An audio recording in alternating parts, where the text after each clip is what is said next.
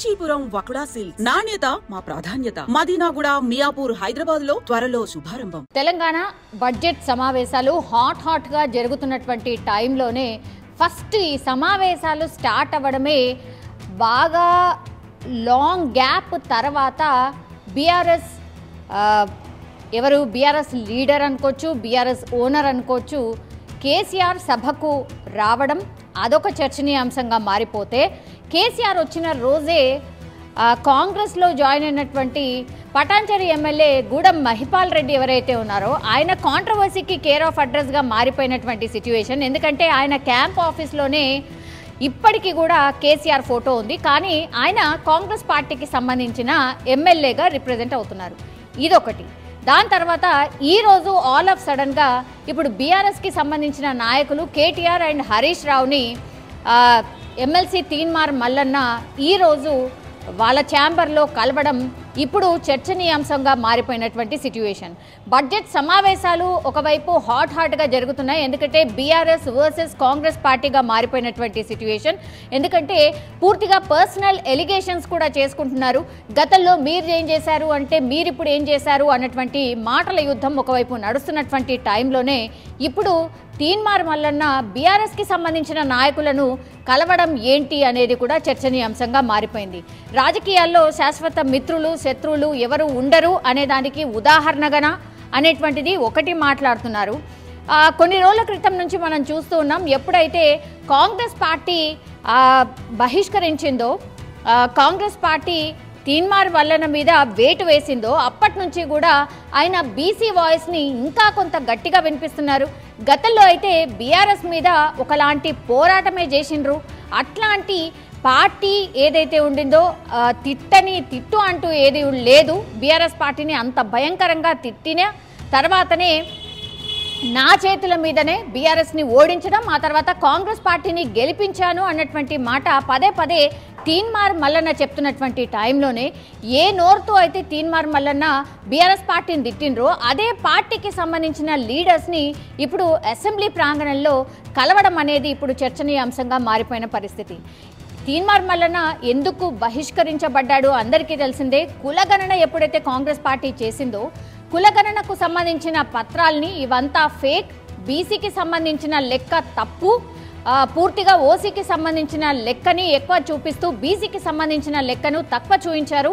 కులగణన పూర్తిగా ఫేక్ అంటూ ఆయన పూర్తిగా కులగణనకు సంబంధించిన పత్రాలని కాల్ చేయడం జరిగింది. అట్లాగే బీసీకి సంబంధించిన నాయకులు ఎవరైతే ఉన్నారో వాళ్ళందరికీ కూడా పిలుపునిచ్చారు, ఇది కులగణన వేస్ట్ కులగణన, మీరు కూడా వీటిని చించేయండి, కాల్ చేయండి అన్నటువంటి పిలుపునిచ్చిన నేపథ్యంలో మొన్న మీనాక్షి నటరాజన్ ఇప్పుడు కాంగ్రెస్ పార్టీ కొత్త ఇన్ఛార్జ్, ఆమె వచ్చిన వెనువెంటనే ఇప్పుడు తీన్మార్ మల్లన్న ఎవరైతే కాంగ్రెస్కి సంబంధించిన ఎమ్మెల్సీ ఎవరైతే ఉండనో ఆయన మీద వేటు పడింది. ఒక రకంగా కాంగ్రెస్ పార్టీలో ఎవరైతే వాయిస్ అంటే పార్టీకి వ్యతిరేకంగా వినిపిస్తారో వాళ్ళ మీద ఇట్లాగే వేటు వేయబోతున్నాం అనే సంకేతాలు ఇచ్చినటువంటి సిచ్యువేషన్ అయితే కనిపిస్తోంది. ఇప్పుడు ఏకంగా బీఆర్ఎస్ పార్టీకి సంబంధించిన నాయకులని తీన్మార్ మల్లన్న కలవడం ఏంటి అనేది అతిపెద్ద చర్చ.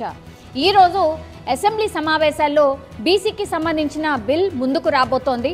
సో దీనికి మద్దతు ఇవ్వాలంటూ ఆయన బీఆర్ఎస్కి పార్టీకి సంబంధించిన కేటీఆర్ అట్లాగే హరీష్ రావుని కలిసినట్టుగా చెప్తున్నారు. రేవంత్ రెడ్డికి వ్యతిరేకంగా మీరు నాకు మద్దతు పలకాలి అనేటువంటి రిక్వెస్ట్తోని వాళ్ళిద్దరు నాయకులని కలిసినట్టుగా చెప్తున్నారు.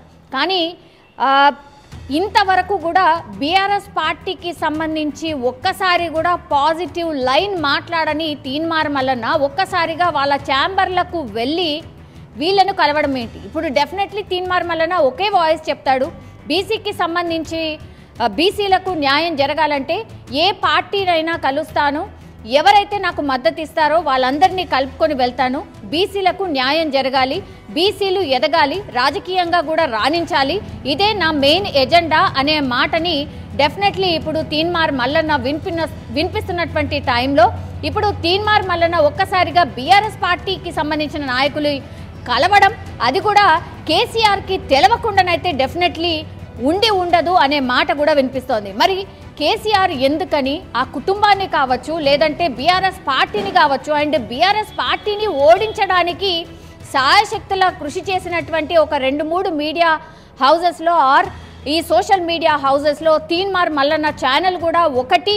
అండ్ ఆయన గతంలో కూడా తీన్మార్ మల్లన్ని కావచ్చు, లేదంటే రఘుని కావచ్చు, ఇట్లా కొన్ని కేసెస్లో కూడా వాళ్ళని అరెస్ట్ చేశారు. ఇవన్నీ కూడా మర్చిపోయాడా తీన్మార్ మల్లన్న అనేది కూడా కొంతమంది క్వశ్చన్ చేస్తున్నారు.